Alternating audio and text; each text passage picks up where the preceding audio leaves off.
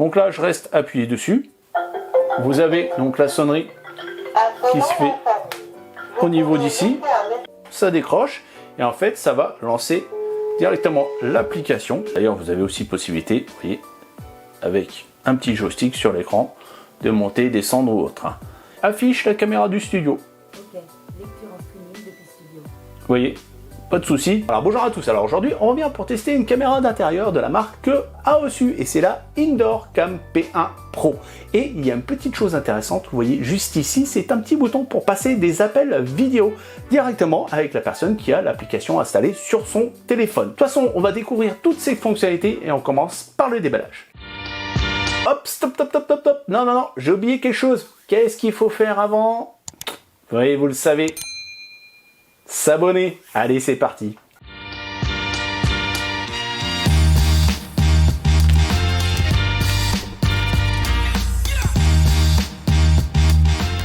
Allez, c'est parti, on va faire un petit tour du propriétaire de la boîte. Donc ici, on a le modèle, c'est Indoor Cam P1 Pro, sachant qu'il existe le modèle Indoor Cam P1. Et donc la différence, c'est qu'en fait, donc le Pro a une meilleure résolution au niveau de la caméra, puisqu'on est sur donc du 4 millions, sachant que donc sur la non Pro, c'est 2K. Et on va dire, c'est quoi l'avantage d'avoir une meilleure résolution? En fait, c'est que la caméra n'a pas de zoom optique. C'est-à-dire que le seul zoom que vous aurez, c'est un zoom numérique, donc un zoom dans l'image.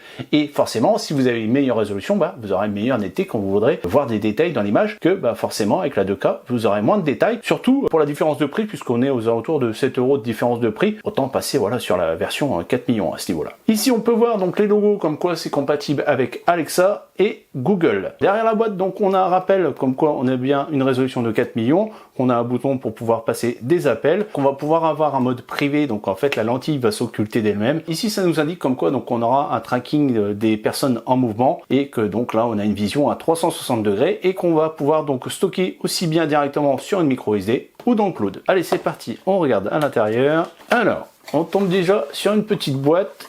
Je suppose qu'on va avoir un chargeur. Alors ça, c'est une bonne nouvelle aussi parce que sur certains modèles de caméra, on n'a pas le chargeur qui est fourni, donc en prise européenne, et on est sur du 5 volts 1 ampère. Ici, on a un câble. Je vais regarder un peu au niveau de la longueur. Je crois qu'on est pas mal. Voilà, parfait. On est facilement sur du 2 mètres.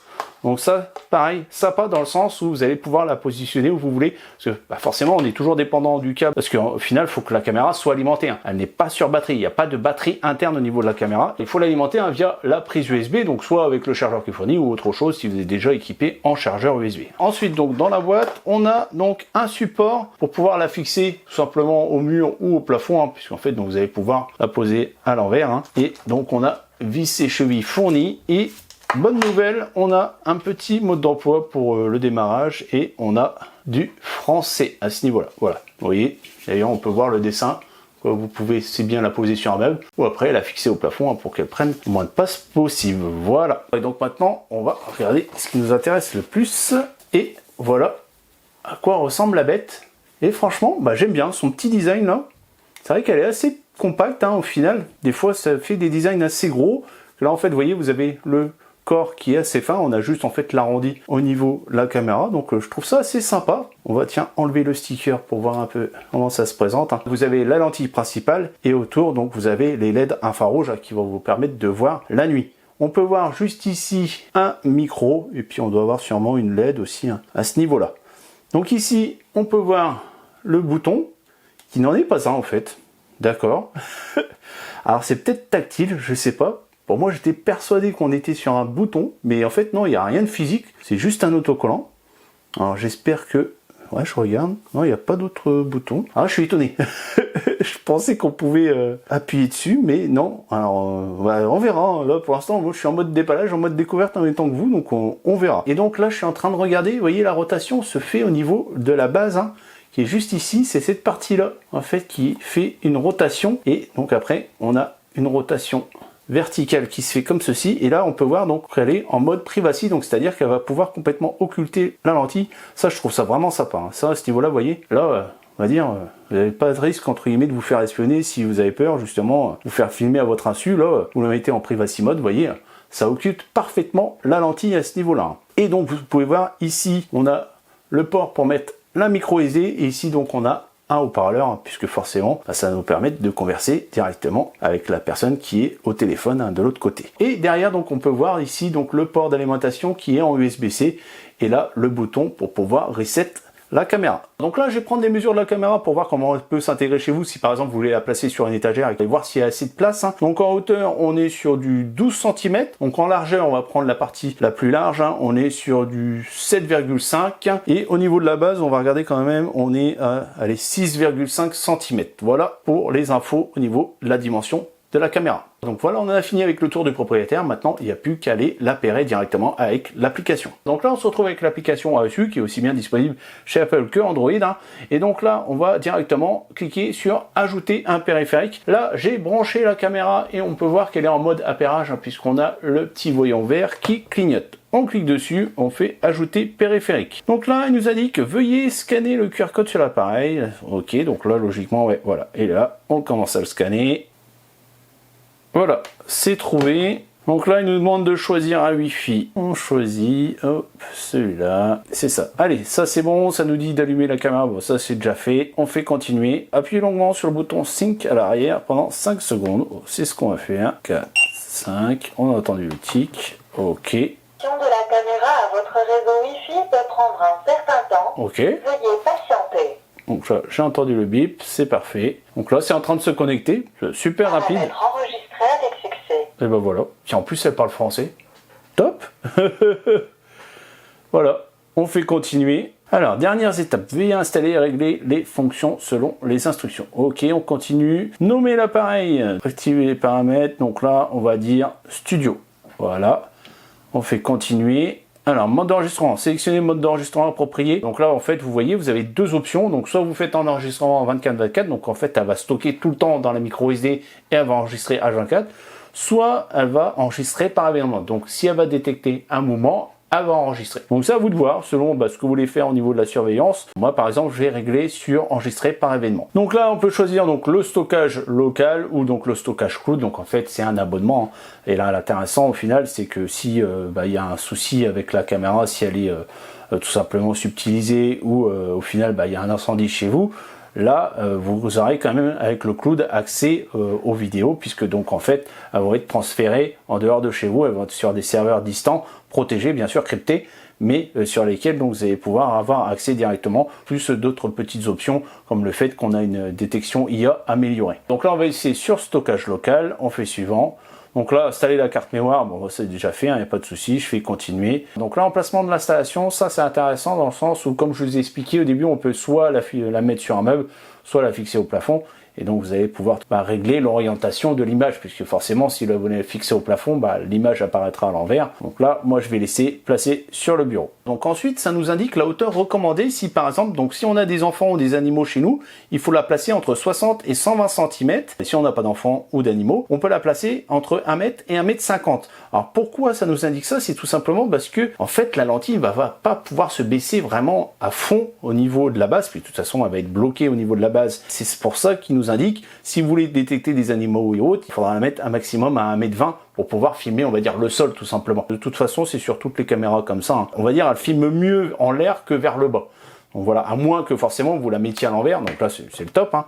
Mais si vous l'avez posée sur un meuble, en fait, il nous explique qu'il faudra bien sûr la mettre un peu plus bas. Bon, après vous pouvez le voir vous-même directement dans l'application, mais bon voilà, c'est toujours bien de l'expliquer. Allez, on continue. Donc après, il nous indique qu'il faut avoir un espace de 25 cm avec les objets qui sont posés autour. Ça, c'est logique dans le sens où déjà par rapport à la mise au point. Forcément, si vous mettez directement un objet là, elle va faire la mise au point sur l'objet, donc au final, il n'y aura pas possibilité de regarder correctement qui se passe tout simplement dans la pièce. Et ça sert aussi pour l'infrarouge, puisque donc en fait l'infrarouge c'est une lumière qui est invisible pour vous, mais c'est comme un phare. Et donc si vous mettez pareil un objet qui va être devant, l'infrarouge va refléter cet objet. Cet objet donc va capter toute la lumière et derrière en fait ça va être tout sombre, ça va pas éclairer la pièce et vous n'allez pas avoir un bon rendu en infrarouge. Donc ça voilà, important, pareil, ne laissez pas d'objets autour traîner parce que vous n'aurez pas un très bon rendu, aussi bien de jour que de nuit avec l'infrarouge. Donc là on arrive sur la page finale, hein, félicitations, vous l'avez bien installé. On fait terminer et là ça nous a dit qu'on va pouvoir tout simplement partager la caméra. Donc ça c'est pareil, c'est intéressant dans le sens où au final si vous voulez partager la caméra avec des membres de votre famille, vous pouvez le faire directement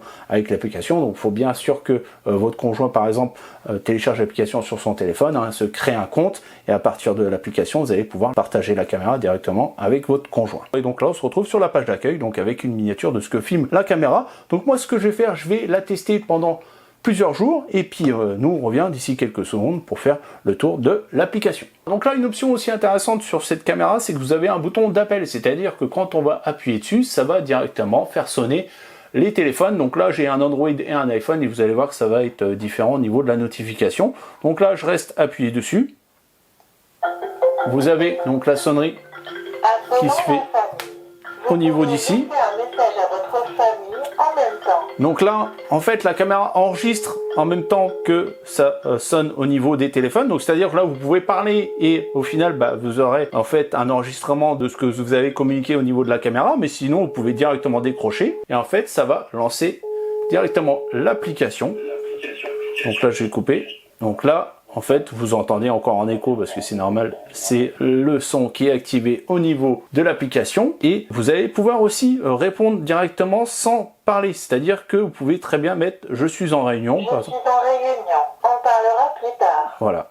Ça, c'est des phrases qui sont préenregistrées et dans ces cas-là, comme ça, si vous êtes occupé, vous pouvez répondre directement pour celui qui est de l'autre côté de la caméra. Donc vraiment une option intéressante si par exemple, je sais pas, vous avez un enfant qui est à la maison et vous êtes tout au fond du jardin et qui cherche à vous retrouver, du moins à vous appeler, là juste appuyer sur le bouton pour pouvoir communiquer directement avec vous. Et une option aussi intéressante pour rester par exemple en contact avec des seniors. Hein. S'ils ont besoin de vous, ils ont juste à appuyer sur le bouton et ça vous appellera directement et vous aurez un visu avec la caméra. Et donc là on a pu voir aussi un comportement différent entre les deux téléphones, sachant que sur Android ça sera juste une notification. Je vous fais la démo.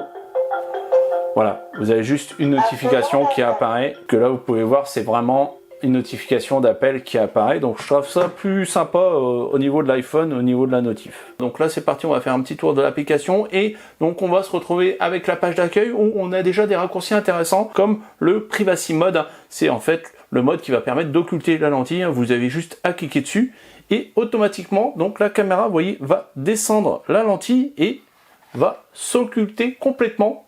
Vous voyez, ça c'est super intéressant. C'est vrai que sur d'autres modèles on avait juste en fait la lentille qui descendait un petit peu, que là en fait avec le design, vous voyez, franchement je trouve ça super joli d'avoir une caméra qui se cache du moins comme ça. Donc là vraiment un mode intéressant sur le fait que au final ça va bien occulter la lentille et pas juste désactiver la caméra. Elle pourrait quand même peut-être filmer, que là vous voyez que la lentille est complètement occultée, donc pas de souci à ce niveau-là. Au niveau du mode privé, vous n'aurez pas de problème si vous avez peur par exemple d'être filmé à votre insu. Ensuite donc on a le mode veille, hein. C'est le mode ne pas déranger comme pour un téléphone, hein, dans le sens où s'il va y avoir une détection, vous n'aurez pas de notification et donc quand vous cliquez dessus, vous pouvez régler le délai, donc 30 minutes, 1 heure jusqu'à 12 heures, hein, et donc on clique dessus, vous validez, et vous voyez que là, le mode veille est activé, donc à partir de là, s'il y a un mouvement, vous n'aurez pas la notif sur le téléphone. D'ailleurs, ce mode veille, hein, vous pouvez aussi le régler à des heures fixes, hein, dans les paramètres, on verra ça tout à l'heure. Donc ensuite, on a le raccourci des événements, qui est en fait les enregistrements vidéo de la caméra, suite à une détection ou un enregistrement tout au long de la journée, puisque donc moi vous voyez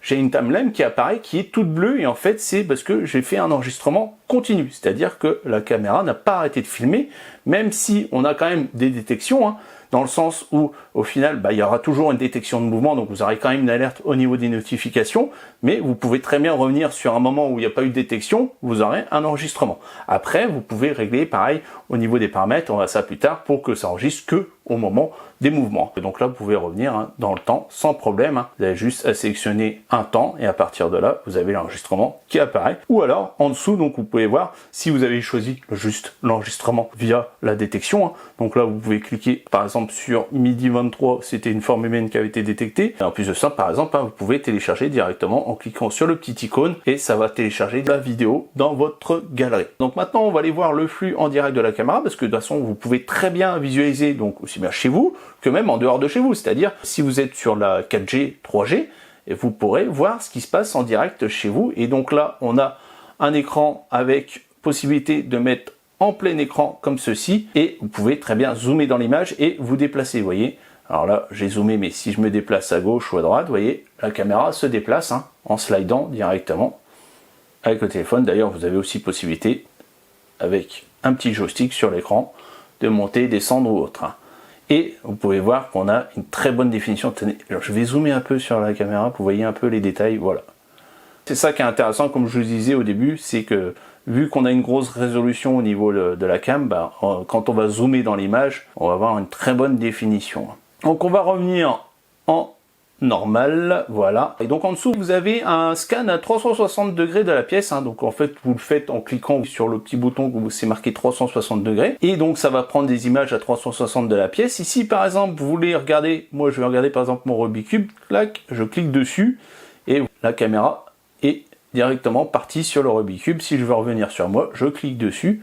Donc c'est intéressant, pareil, pour aller un peu plus vite que de scanner directement à la main pour voir une pièce ou du moins une porte que vous cherchez à observer ou autre. Là, vous avez juste à cliquer dans l'image pour que la caméra se dirige directement dans l'objet que vous voulez regarder. Donc après, en dessous de l'image, vous avez des raccourcis, vous avez possibilité par exemple de régler en SD ou donc en 4K au final, dans le sens où forcément si vous êtes en extérieur et que vous n'avez pas un très bon réseau, pour avoir une meilleure fluidité, passer en SD comme ça, forcément l'image va être moins grosse à charger, donc ça sera un peu plus fluide. Vous pouvez aussi enregistrer directement en direct ce qui se passe et faire aussi une capture d'écran. Et donc vous pouvez aussi écouter ce qui se passe. Alors moi je vais le faire, mais vous allez entendre la scène puisque tout simplement j'ai le téléphone qui est à côté. Voilà, j'active, je mets un peu le haut-parleur. Et là, logiquement, vous devriez m'entendre.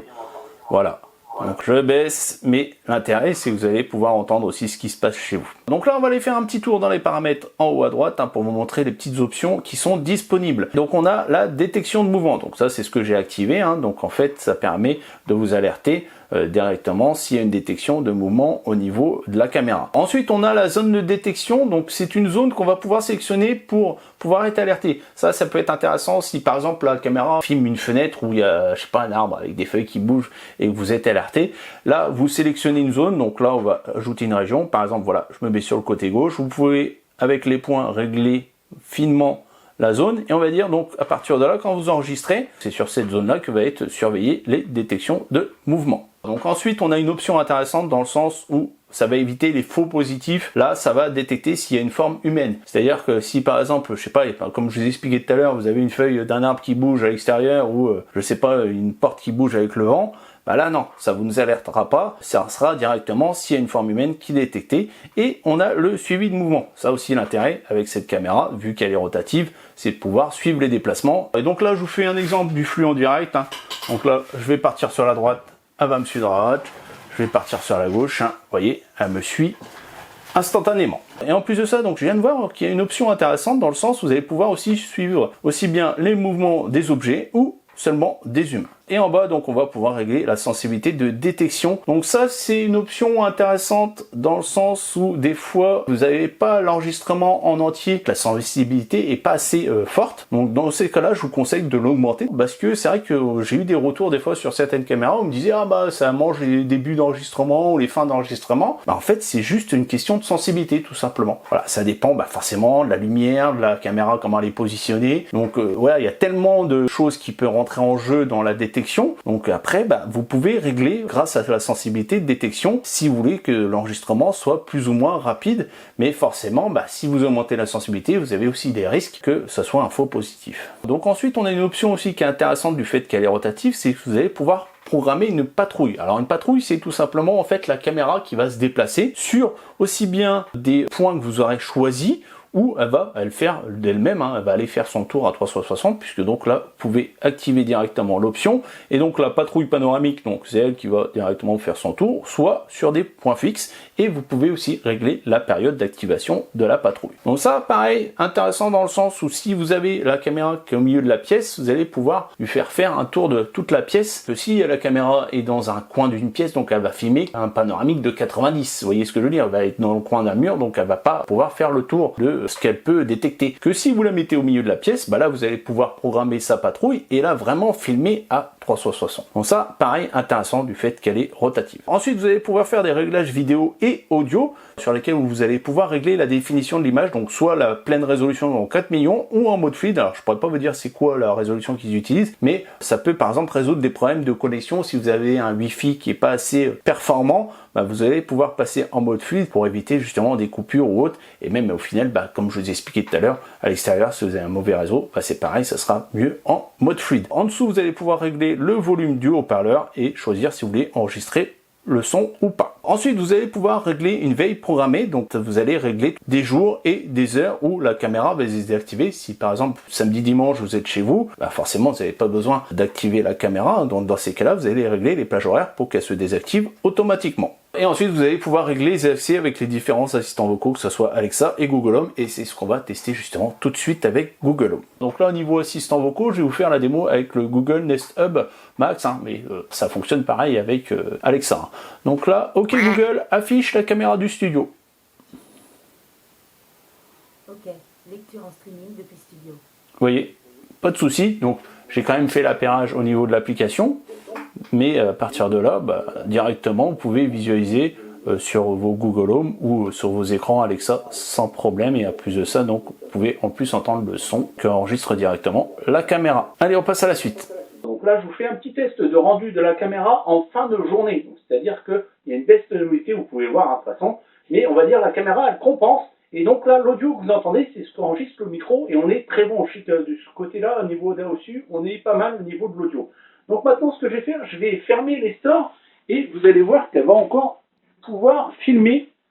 Même, on va dire, on est quasi dans l'obscurité, on a juste un petit filet de lumière qui passe derrière le store, et on a quand même un rendu, puisqu'elle arrive encore à compenser à ce niveau-là.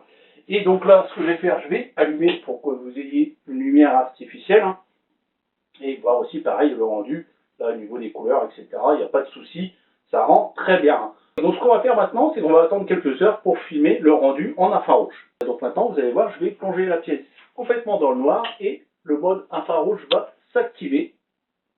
Et vous pouvez voir qu'on voit très bien au final, alors que voilà, la pièce n'est pas du tout éclairée, et on a un très bon rendu aussi en infrarouge. Allez, on a fini avec le test, on passe à la conclusion. Donc voilà, c'est le temps de la conclusion. Au niveau des défauts, j'en aurais deux à lui faire. Le premier, c'est le fait qu'on n'ait pas un bouton physique au niveau de la caméra. Ça aurait été sympa. Là, on a un bouton tactile. Alors, on ne sait pas si vraiment on a appuyé correctement. Après, si, on a quand même la sonnerie qui se fait au niveau de la caméra. Mais j'aurais aimé quand même quelque chose de physique pour savoir si vraiment on passe un appel. Alors, deuxième défaut qui est lié aussi aux appels, c'est le périphérique que vous allez utiliser avec. Sachant que si vous êtes sous Android, vous allez avoir juste une notification qui est moins évident à voir que forcément un appel que vous allez avoir sur l'iPhone. Donc c'est un reproche, mais c'est pas la marque, mais plutôt au modèle de téléphone que vous allez utiliser avec. Sinon, au niveau de ses avantages, vous avez pu voir pendant le test, pour son tarif, elle est vraiment très intéressante. Que ce soit au niveau de la diffusion d'image, de la détection, de l'utilisation de l'application, de l'installation, de la mise en place d'une micro SD, etc. Rien à redire à ce niveau-là. On est sur le haut du panier en termes de caméra, vers même un peu au-dessus, puisqu'on a des options que j'avais pas pu tester sur d'autres modèles de caméra. Donc on sent que AOSU bosse dessus, que ce soit au niveau de la cam que au niveau de l'application, puisqu'il faut un minimum de suivi logiciel. Et franchement, rien à redire à ce niveau-là. Et aussi l'intégration avec les différents assistants vocaux, ça fonctionne très bien. Donc si cette caméra vous intéresse, vous avez tous les liens qui sont dans la description. Et bien sûr, si vous avez aimé, likez, partagez et surtout, abonnez-vous. Allez, ciao, bye bye, à la prochaine.